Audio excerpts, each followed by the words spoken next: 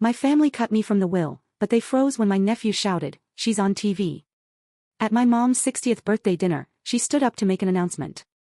"Your father and I have updated our will," she said, looking right at me with a mix of pity and disappointment.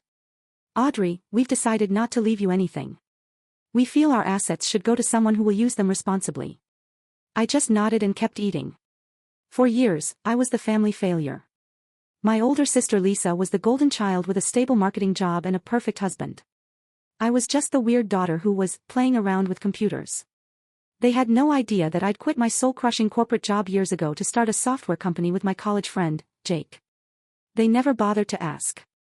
Jake and I poured everything we had into our idea for a home security system. We worked 16-hour days in a tiny office above a pizza joint, fueled by cheap pepperoni slices. It was brutal, but after a year, we built something amazing. We landed an exclusive partnership deal with a huge security firm that made us each $1 million overnight.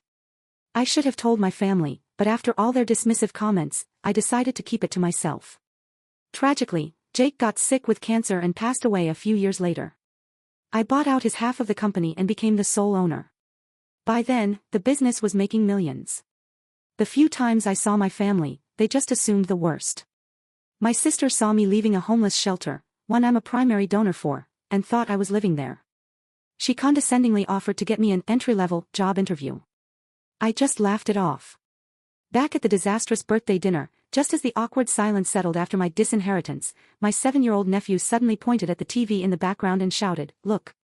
Aunt Audrey is on TV." Every head in the room snapped toward the screen. There I was, in a recorded interview on the local business channel. The banner at the bottom of the screen was impossible to miss: Audrey Johnson, IT millionaire and CEO. The room went dead silent. My mom just whispered, "What does this mean?" I finally put my fork down. "It means my computer hobby makes about $20 million a year." I then mentioned that the birthday card she'd tossed in the trash without opening contained a first-class trip to Hawaii for her and Dad.